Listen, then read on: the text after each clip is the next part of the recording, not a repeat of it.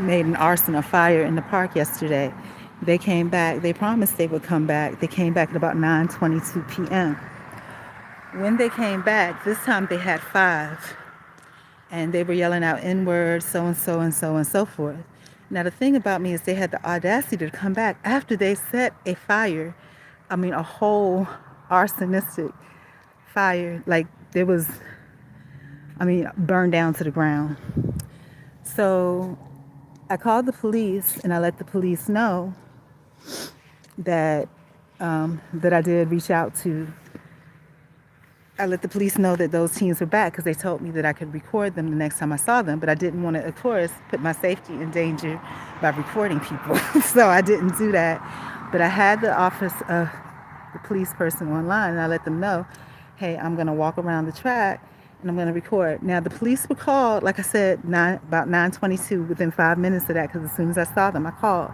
I walked past one of the neighbors. I don't know where I let them know. When I walked past that neighbor, I let them know, hey, there was a fire that was set out here by four white teens yesterday, Caucasian teens. And he says, I know, I saw you. And I said, I know you don't know me, and I don't know you, but, we're neighbors in a different sense. But I wanted to make sure that you are aware that that's what occurred. And I let them know that I talked to the police yesterday. And when I talked to the police yesterday,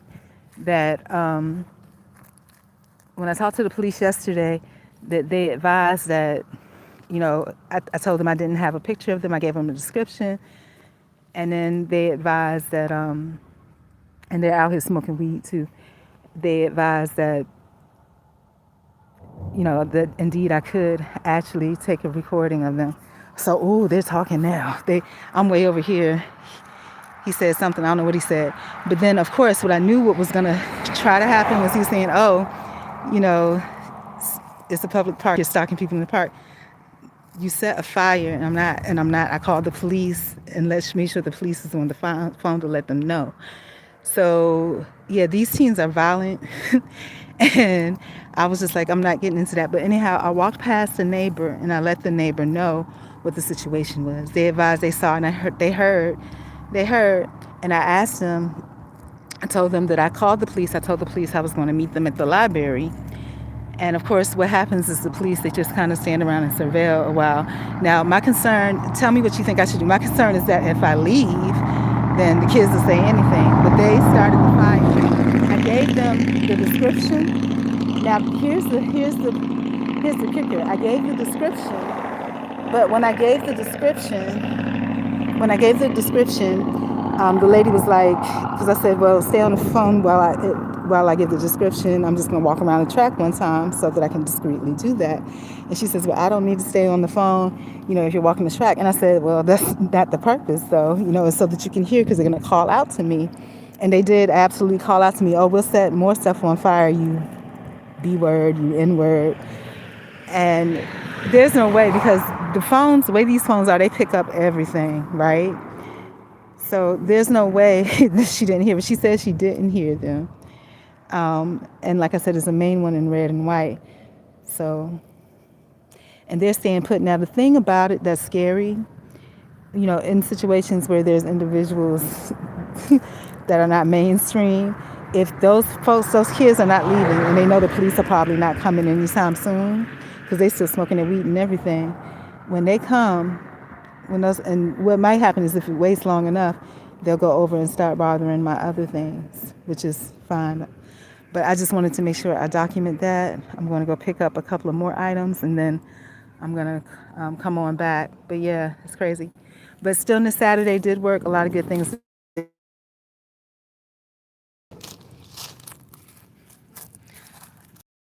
Instead of canceling the live, I'm going to keep. Oh, actually, I'm going to keep it on as long as possible. I'm scared to walk back through there. And I think, is that the police? No, probably not. Yeah, that is the police. Okay, good. That's the police.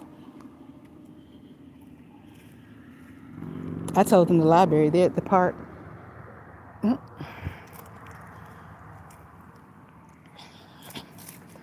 But I don't want to get too far out of range, because if I get out of range, I won't be able to live. So that's the problem.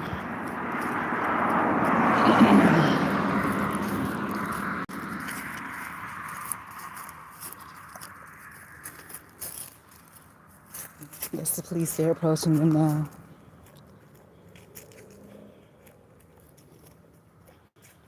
And they're smoking weed.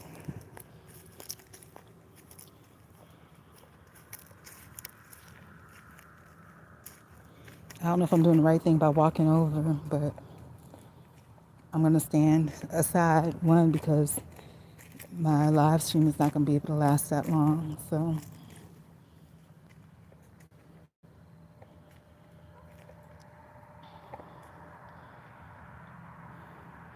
and I can't hear them. They're probably telling the same story that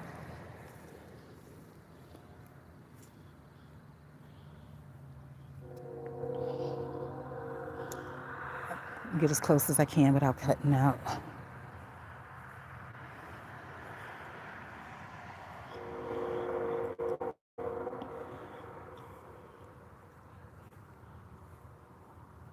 I just waved at him because he's turned around and facing me.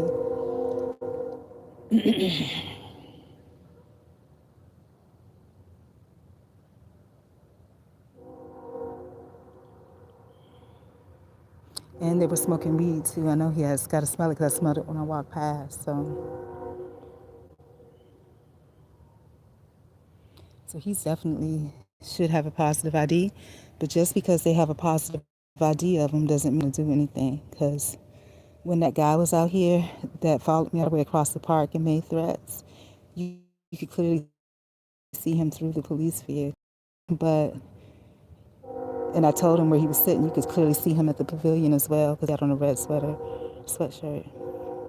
But the person in authority walked over to. But these people, those children set a fire. They set a fire. A fire. A whole fire. And I took pictures of it this morning. And you would think that it was just because it was Halloween and they were doing mischief. But that's not the case, because at least for 3-4 occasions prior to that,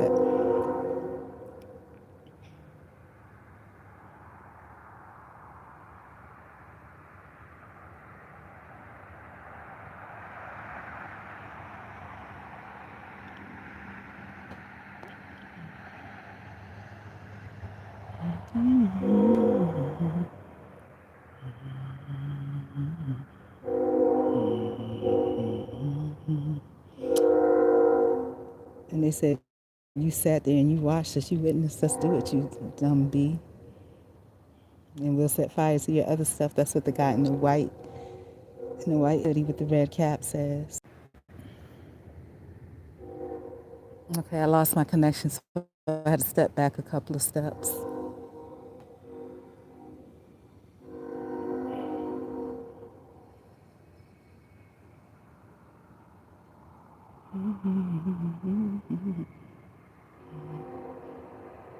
I think there's another police officer down there by the pavilion part, because I could see the lights.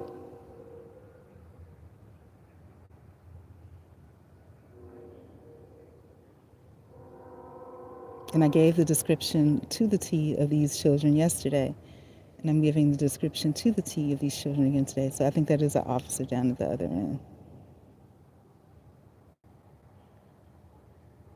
Or maybe not. It may just be a Dodge because the car is dark. It's not white like the officer's car.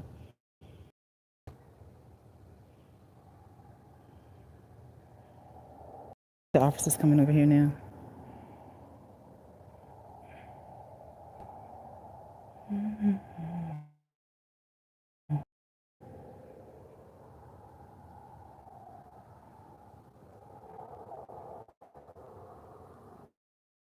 Directly involved in it, he kind of set it up. But when he's respectful, I guess kind of as the most respectful out of all of them. When he saw that they were really about to do something crazy, I think he just decided to go his own way.